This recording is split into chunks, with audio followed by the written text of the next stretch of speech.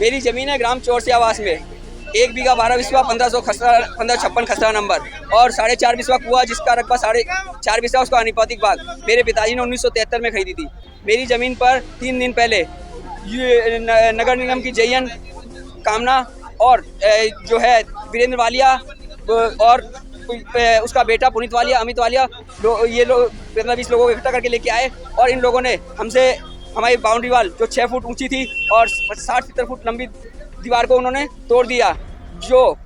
इससे और उनको मना किया तो इन्होंने हमसे मारपीट की, हमारे कागजात छीने और हमें धमकी दी कि या तो ज़मीन हमें बेच दो या 50 लाख रुपए दो तो इस ज़मीन का उपभोग सुख से कर सकोगे। कामना मैडम ने कहा कि आप इनकी बात मान लो और जैसा ये कहे वैसा कर लो। मैंने मना किया तो हमारे साथ मारपीट की और हमें धमकी दी, ऐलानिया धमकी दी कि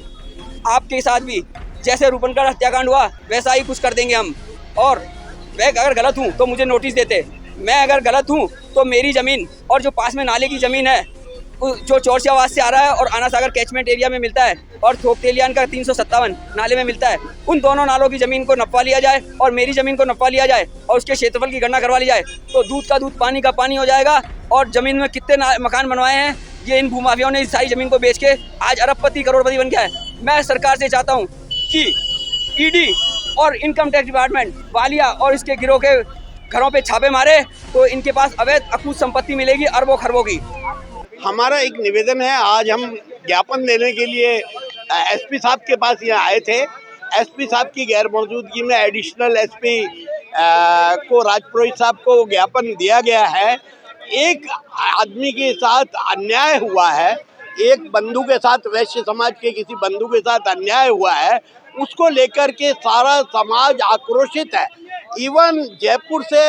एक टीम आ रही है जो इसको देखेगी और आईजी साहब से मिलेगी, आईजी को भी निवेदन करेगी कि इस प्रकार की हरकतें नहीं होनी चाहिए। ऐसे भूमाफिया जो किसी गरीब को देख के उसकी ज़मीन हड़पना चाहते हैं, ऐसा कोई काम नहीं होना चाहिए। इसी भाव को लेकर के हम इनसे मिले।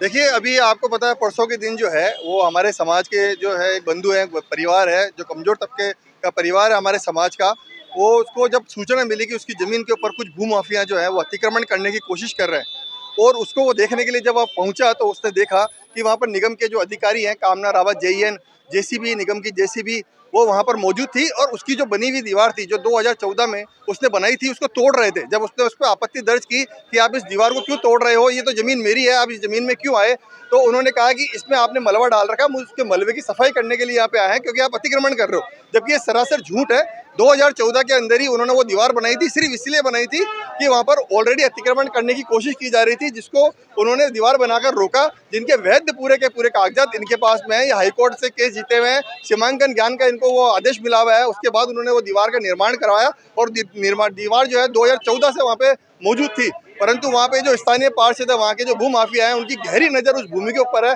तकरीबन बेशकीमती ज़मीन है और 1.25 बीघा के आसपास वो ज़मीन है, उसके बेशकीमती ज़मीन के ऊपर उनकी नज़र है। तो वो ऐसे उनके अनुसार वो ऐसा कहना चाह रहे हैं कि या तो 50 लाख रुपए दो तो हम उस ज़मीन को आपको काम करने देंगे, नहीं तो ये ज़मीन औने पौने दामों में हमें बेच दो। ज़मीन के मालिक की इच्छा है कि वो ज़मीन किसको बेचे या ना बेचे, उसके ऊपर इस तरह से ज़बरदस्ती करना और दबाव बनाना वो बिल्कुल एक गैर कानूनी तरीका है। जब इसने उसका विरोध किया तो उन सब ने मिलकर जो पिता पुत्र है उन्होंने मिलकर उनके ऊपर हाथापाई करी और उनको जान से मारने की धमकी दी। न सिर्फ जान से मारने की धमकी दी बल्कि सबके सामने मिलकर वहाँ पे पीटा। उनको पीटने के बाद में निगम के कर्मचारी पीटने में शामिल थे और जब उसके बाद के अंदर जब उनका इस पर बस्ती चला तो उन्होंने जाके वहाँ पे पीड़ित परिवार के प्रति एक झूठी FIR दर्ज करा दी, जाति सूचक शब्दों का प्रयोग करने की ST/SC का केस दर्ज करा दिया। निगम के अधिकारी ने भी केस दर्ज करा दिया, जबकि इस प्रकार का कोई केस बनता ही नहीं है। यदि कोई आपका अतिक्रमण नजर आ रहा है या नाले मलबा डाला जाता तो आप उसकी सूचना पहले से जमीन के जो अधिकारी जो मालिक है उसको देते हैं, उसकी अभी आपके यहाँ पे अतिक्रमण हो रहा है इसकी सूचना आप स्पष्टीकरण दो, परंतु उन्होंने इस तरह से कोई काम नहीं किया। शनिवार के दिन, छुट्टी के दिन जेईएन जैसा अधिकारी वहाँ पर पहुँचता है और पहुँचने के बाद में पार्षद के साथ मिलकर मिलीभगत करके और उस पीड़ित परिवार के ऊपर दबाव बनाता है, उनके साथ मारकुटाई करता है, झूठे मुकदमे दर्ज कराता है। आज वैश्य समाज का प्रतिनिधि होने के नाते आज हम वैश्य समाज के पूरे समाज को एक जाजम पर लेकर आज SP साहब के पास यहाँ पर आए और हमने इनको यहाँ पर ज्ञापन दिया है और निष्पक्ष जांच की मांग की है। हम सिर्फ इतना कहना चाहते हैं कि जो भी इस प्रकरण में दोषी हो बिना किसी दबाव के उसको है ना आप सजा दिलाएं और पीड़ित परिवार को न्याय दिलाएं। मेरी ज़मीन है ग्राम चौरसी आवास में, 1 बीघा 12 बिस्वा 1556 खसरा नंबर और 4.5 बिस्वा कुआ जिसका रकबा 4.5 बिस्वा उसका आनुपातिक भाग मेरे पिताजी ने 1973 में खरीदी थी। मेरी ज़मीन पर 3 दिन पहले ये नगर निगम की जयन कामना और जो है वीरेंद्र वालिया और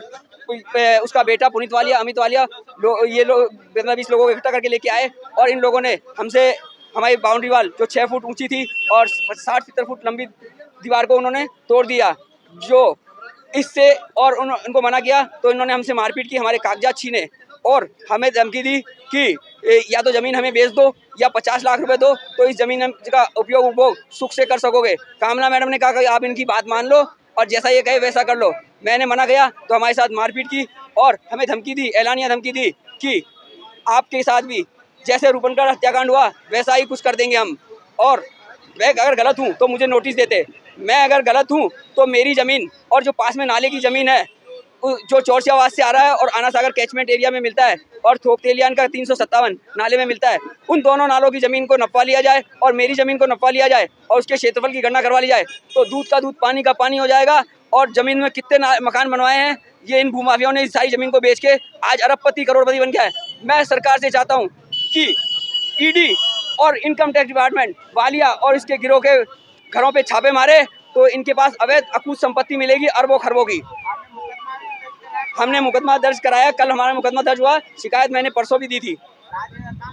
आज एसपी साहब से मिलने आए हम। साहब ने बोला कि डिप्टी साहब को जांच दे दी गई है और वो आज बाहर हैं, कल आएंगे तब वो परसों से जांच शुरू करेंगे और जो निष्पक्ष कार्रवाई होगी वो करेंगे और जो हमारे खिलाफ झूठा मुकदमा लिया उनके खिलाफ कार्रवाई की जाए।